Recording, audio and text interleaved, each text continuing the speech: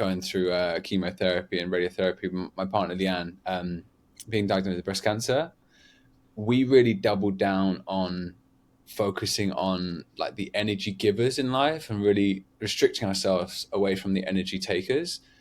And what I mean by that is sometimes in today's world you get distracted by social media and the quick fixes and the dopamine hits that we have available to us. And I think when something like cancer comes into your life, you have to take a step back and your world gets really small. And the only control that you really have is the energy you put into certain things and the time you put into looking after yourself, both physically and mentally.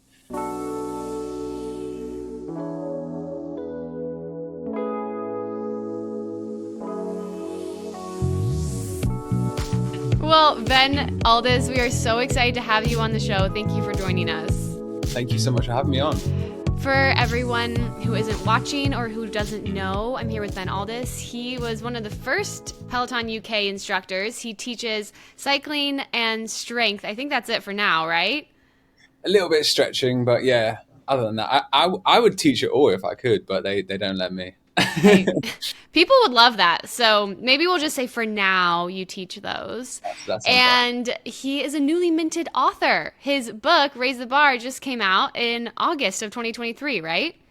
Yeah, so that was in the UK. It actually just dropped in the US and Canada on the 14th of November. So yeah. So that just dropped super recently. Super recently. I mean, the hardback. So like the audio dropped like a couple of months ago, but it's all complicated in the publishing world. But yeah, the hardback copy is now available in the US and Canada. So. Oh, well, US and Canada, we have just recently gotten lucky that we can purchase his new book. I am personally a huge fan of yours, a huge fan of your classes. So I'm really hyped about this interview. Excited to hear your advice. But our first question is always, I just gave a little background, but when you're at a party and people ask you what you do, what do you tell them? It's funny. I normally gauge the room and see if someone would know what a Peloton instructor is. That's probably smart. Yeah. I mean, because sometimes if you say Peloton instructor, they go, oh yeah, that makes sense. And other times they're like, what? So if I feel like they know what a Peloton instructor is, I will start by saying I'm a Peloton instructor. I'm a nutrition and high performance coach and an author. But yeah, if they don't know Peloton, I feel like there's someone who doesn't is not that as much into fitness and wellness. I normally just say I'm like a fitness and wellness coach that helps. My aim is to help lots of people be fitter, happier, healthier. Well, so, yeah. That you do indeed. You've also had a very interesting journey to Peloton that I actually didn't really know before prepping for this interview. So do you want to share a little bit about what led you to your current career?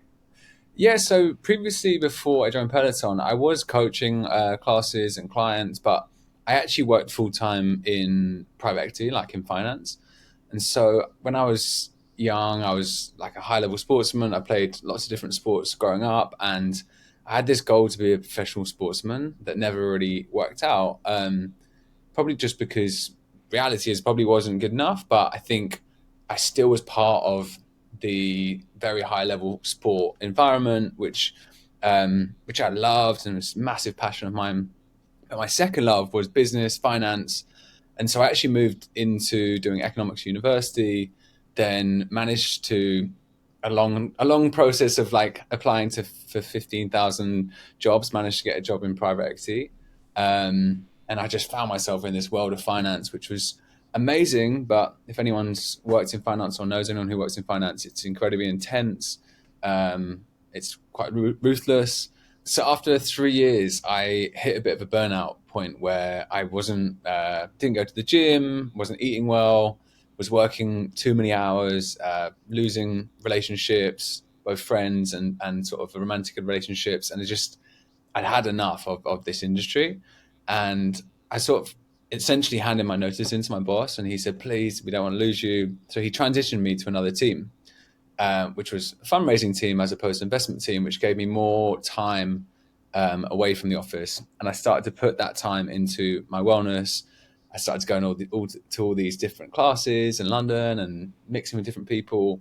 And very quickly, I became obsessed with like fitness in London and became friendly with lots of people within the industry. One time I was within a class and the boss of one of these gyms asked me, like, would you ever want to teach a class? And I said, I've got a full-time job in finance. Like, what? That doesn't really make sense. She was like, please just give it a go. And then I was like, okay, sure, I'll give it a go. So turned up, did my final qualifications to get like what I needed to teach this class. First class, I turn up and packed out class, super excited. The last person that walks into the room is Piers Morgan. And my face just drops. I'm just like, as if Oh gosh. Piers Morgan walks into your first ever class. Anyway, it went well. First class was great. Even Piers mildly enjoyed it, I think, which is obviously a positive thing. And then one class a week turned into three, turned into five. I was like teaching before work, and then I was doing two classes before work, and then bouncing to my job in finance. Anyway, long story short, um, I was living a bit of a double life at this point, trying to do my fitness life and my finance life, and both careers were going in a good route.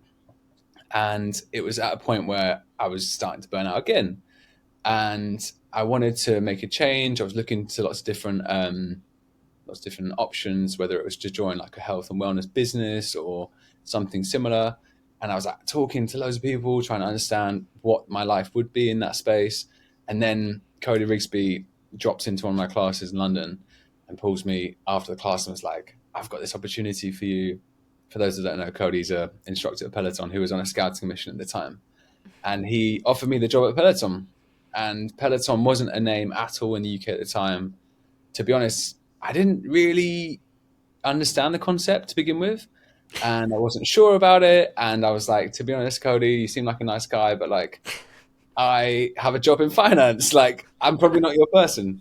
He convinced me over this coffee that we had, and then I went to New York, auditioned over like a 6 month period, and yeah, somehow managed to bag the job. And then that was 5 years ago, and I'm still there today.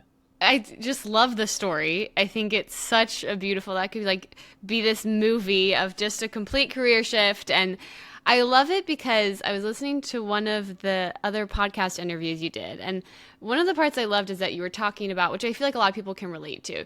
You were talking about how your goals kind of with your career became like, I just want to like make money. Like, I just want to have a job that like sounds good to people and I want to make a good living.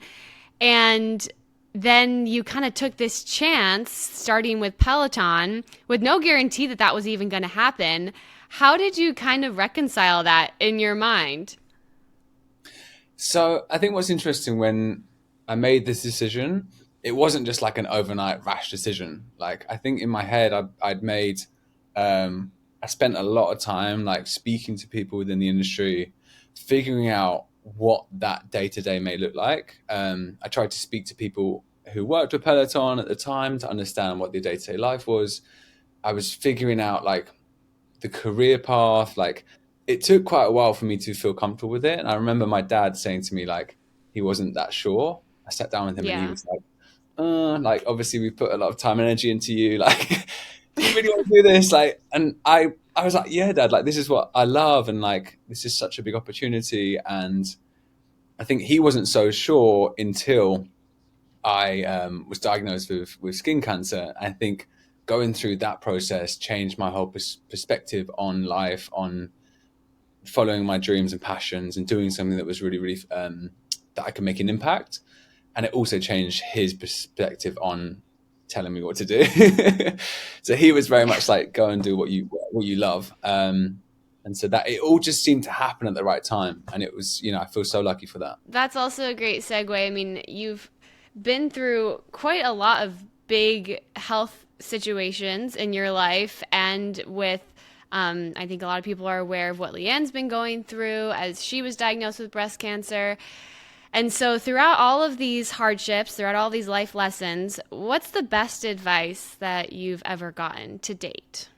What's one of the most interesting ones for me is not, like, I'm quite bad at thinking too far in the future. So I'm always planning for like 5 years time, 10 years time, which I think is really important. I think you should always make sure you're looking after your body and your mind for the future, however, not at the expense of the now. Um, it's something that is I've struggled with across the years, but I think that it's so important to celebrate what you're doing right now, celebrate the journey, celebrate the process. So I think the best bit of advice been given is to focus on the present, but also don't fear the failures of the now.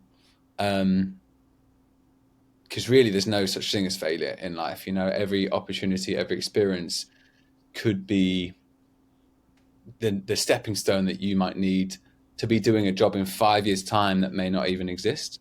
And Yeah. I think my journey and my story is a good example of that, where in my book I write about how I really got to Peloton, in the sense of, like, when I was really young, I used to go to, like, singing lessons and dance classes because my mum used to force me to go with my sisters. And I think to most Peloton members that would be like a shock, because that's not my brand and not who I am really. But that, alongside my love of, like, music, and I used to run club nights at university, and then lots of different other opportunities and experiences that I just threw myself into throughout my life, gave me the tools that set me up to be ready for the Peloton role when it came up. Um, and like I said, we could be doing a job in 5, 10 years time that doesn't even exist right now. And so I think it's important to Yeah. never stop learning, never worry about failing, because every opportunity is going to be a learning experience. I think anyone with the wisdom of age and time can tell you that, like, they have no idea, they had no idea at the time that everything they were doing was leading them to something larger. And I think sometimes it just takes a while for us to see that. But that's so interesting that you did dancing and singing and all these things that actually do help you, because now in a lot of ways you're like a performer in some ways, you know?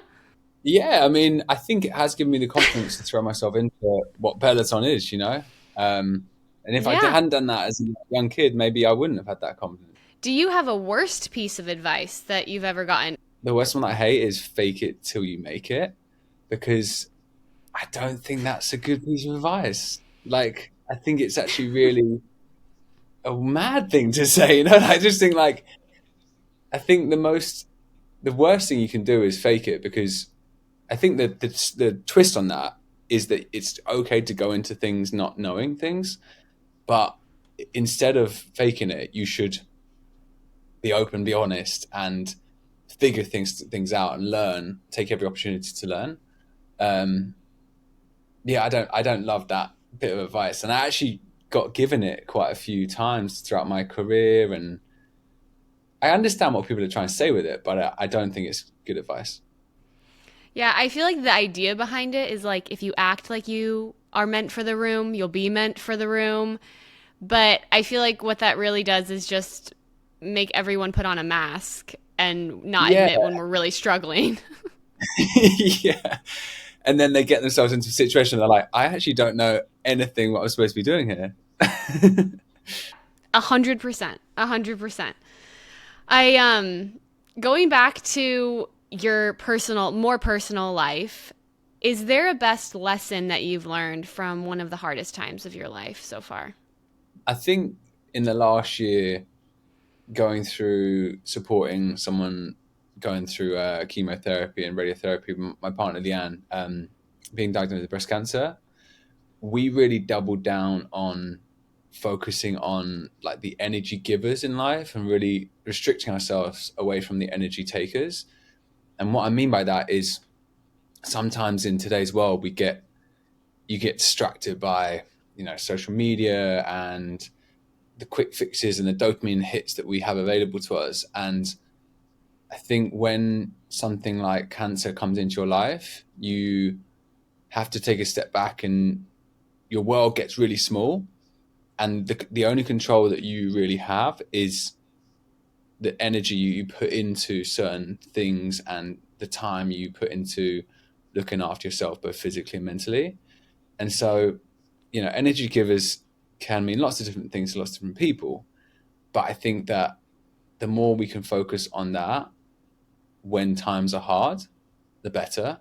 I write a lot about what's called auditing your well-being in my book, and I think the main takeaway from that part of the book is But there's lots of different things on offer to us as individuals. Health and wellness space is like saturated by the quick fixes or lots of different things.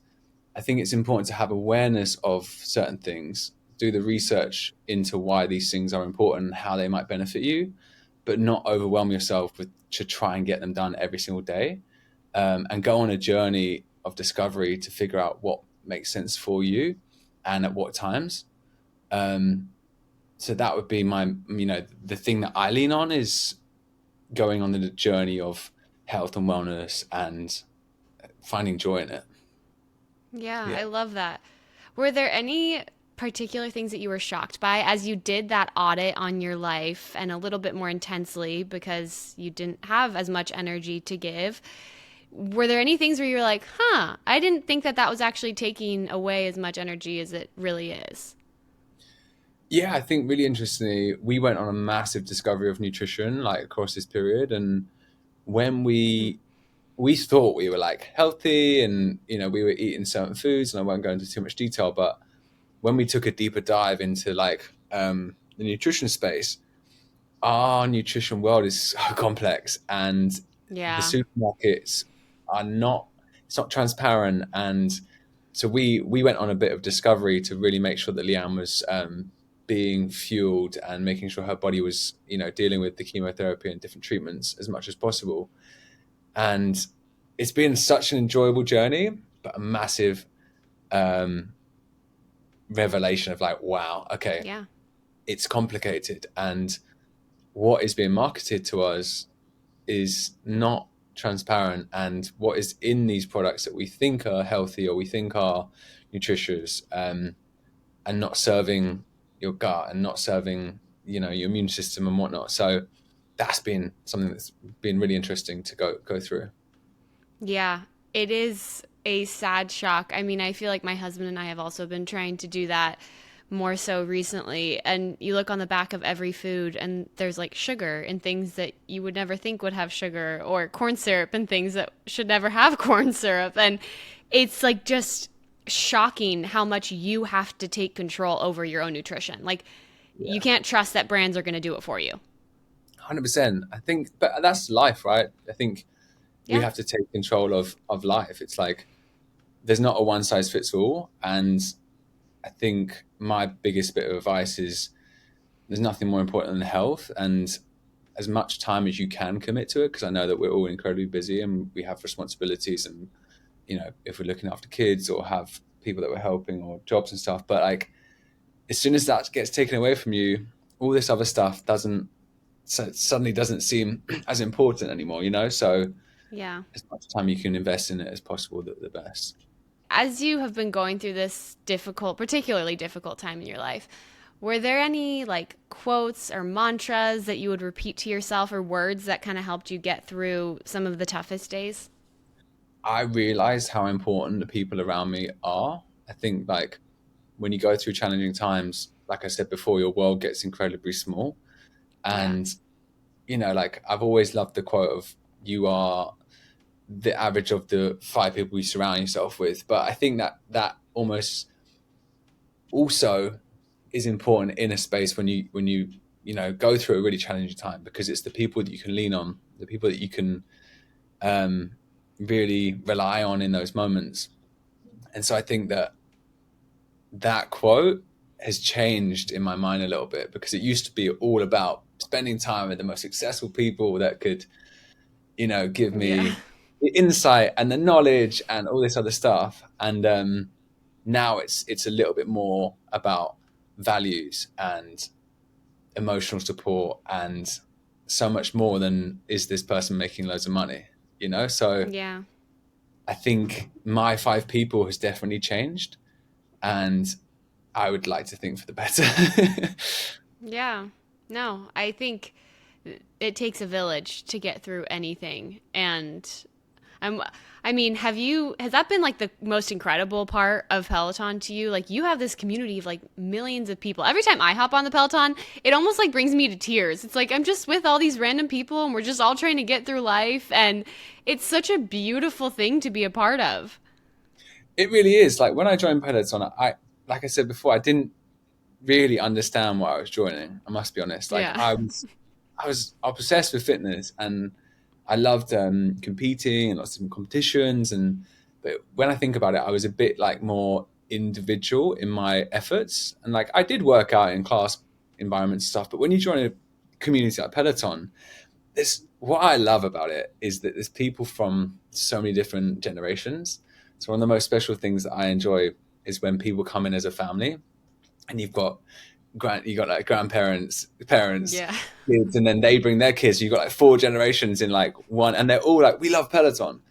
And I think that's the difference between your standalone, like boutique gym, where it's not as welcoming to everyone. Whereas Peloton, we try our best to make it super inclusive and make everyone feel welcome.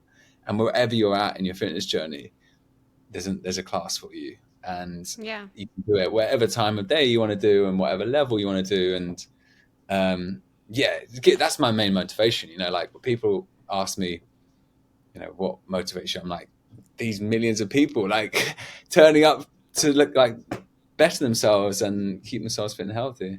Do you have a best piece of advice you would give to all of those millions of people who I know look to you and the other instructors and to everyone who's not on Peloton yet, who should get on Peloton? But do you have a best piece of advice that you would give on starting your fitness journey or maybe just making it a little bit better? Depending on where you're at in your fitness journey, I think if you're new to fitness or you've sort of like not done it for a while, I think starting small is like the most important thing. Like going out for a walk for 15 minutes a day is better than doing nothing. I think even a brand like Peloton, we offer lots of different things, but I think still to some people like that seems like a lot to start with. So I think if you are new to it or you're coming back to it, like just start by doing something. And then very quick, I've worked with a lot of clients across the years, and often the majority of people, if you start, that's when that momentum starts to build. I think the main thing for me is once you get on that, you know, flow, find something you enjoy doing, or at least you don't sort of like think, oh God, I got to work out, because that's going to really help you. But also having training specific goals and also structure has really helped a lot of the people I worked with. I think we all live incredibly busy lives, and sometimes having that accountability partner or having a diary entry of like, I'm going to work out at that time and for this long really, really helps. Um, so they're my main goals or my main bits of advice. I'd also say don't just rely on fitness to get you to where you want to be, wherever that is, from a feel good perspective, from a fitness and performance perspective, or how you feel about yourself. I think nutrition, mental health, and also rest play a massive part in the overall wellness like journey. Yeah. So use fitness for what there to be used for, but don't just rely on it. Yeah. Do you have one thing that you feel like helped you personally like level up in your fitness that took you to like a new level that you didn't anticipate? I think it's community. Like when I started working around other Interesting. people, I was like, I'm quite competitive as an individual, but it was more than that. It was like seeing other people commit to their health and wellness and seeing how that impacted their outside lives, and comparing them to people that I was working with who didn't look after themselves and their relationships with their friends and family. And that was why I fell in love with the fitness industry so much, because I met people from all walks of life and different industries doing some really interesting things. But every morning we'd turn up and we'd do this class together, and it was like, this is so great. Yeah. So yeah, community was a big part of me, and obviously that's why being a part of Peloton is so great. Yeah. And I feel like there's no better way to keep you consistent than having that community. Because, like, I mean, you mentioned it, you're reliant on, or you feel like you have some responsibility to other people. Yeah, I mean, I think I've only ever been late for a fitness class as a coach. Like, and when I say late, I was like 2 minutes late, like once. And this was when I slept in like years and years ago. But at Peloton, that's not happening. Like you're not sleeping in for a class of Peloton. I don't know whether it's like switching your brain. It's just like a different level or whatever it is, but you'd never let them down, you know? Yeah. Yeah. No, I completely agree. Okay, last question. Let's go back to your book that just came out that we can all purchase and read about. You give like tips on handling setbacks and life changes and loads of other good things, I'm sure. What is your favorite? Do you have a favorite chapter or a favorite story from that book that kind of encapsulates, like, if someone were to read one chapter or one word or one sentence?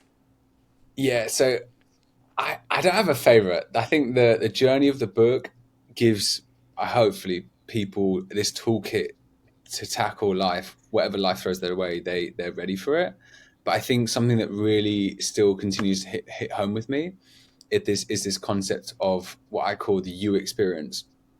And when I started writing this, it's because of that. I was doing a session with a performance coach, and she said to me, Ben, like, what is the Ben Alldis experience? And I was really like caught off guard by this question, and I didn't Yeah. really understand it to begin with. And what she meant by it was, if someone was to explain you to their friend, how would they explain you based on what you're offering to the world in terms of like your values, your like taking your job title and all of that out of the equation, like Hmm. how would they describe you as a person? And I think we as individuals have the power to control that by the energy that we give off. And I just found it so powerful because I know, like, I know that people talk about me as an instructor. So I think in the Peloton world, it's a little bit more interesting to think about it, or sorry, more clear to think about it. But I think it's relevant to all of us. And I think that good energy attracts good energy. And I think if we can approach life with that idea of how I'm acting right now, how would I think of myself in someone else's shoes, if that makes sense?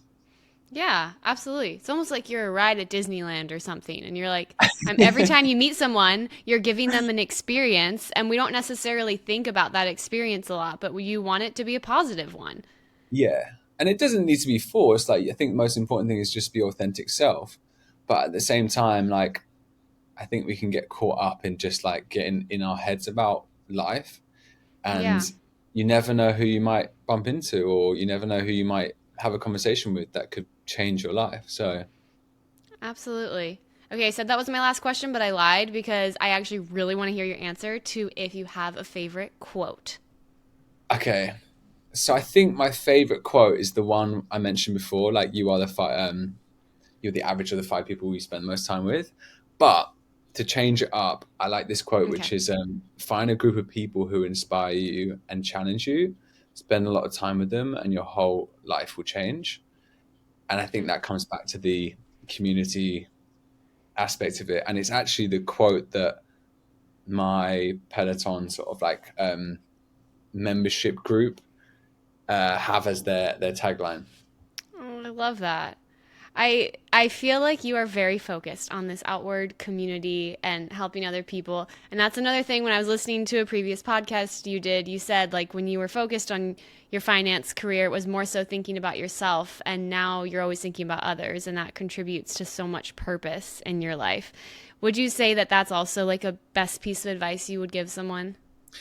Yeah, 100%. I think a big part of fulfillment in anything is spending time and celebrating with other people. I think it's quite a lonely life to be like just focused on yourself and focused on like the things that we think are going to make us successful and happy. But I think there's been tons of studies around happiness as a topic and human connection, fostering relationships with people, and celebrating other people and community achievements is like the top of the list. You know, so Yeah. if you're ever struggling, my biggest bit of advice is to find a community of people that you know can find inspiration from, or that you just want to spend time with. And I'm sure quickly your life and your habits and your being will change.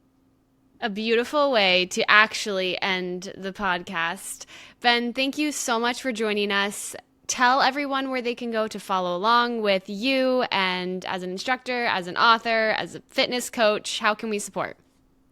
So I'm mainly on Instagram, Benjamin Alldis. I'm also on Facebook, Benjamin Alldis dash Peloton. I also have a website which is www.benaldis.com, which if you're ever looking for someone to help you with your health and fitness journey or motivational speaking or anything like that, it's all on my website. So yeah, looking forward to hearing from anyone Awesome. who wants to get in touch. Wonderful. Everyone go and follow, buy his new book, get inspired, get motivated, and download the Peloton app. Take his classes. I promise they are like the bright spot in my day. They will be the bright spot in your day as well. Ben, thank you so much for joining us. And to everyone listening and watching, thank you for tuning into The Shift.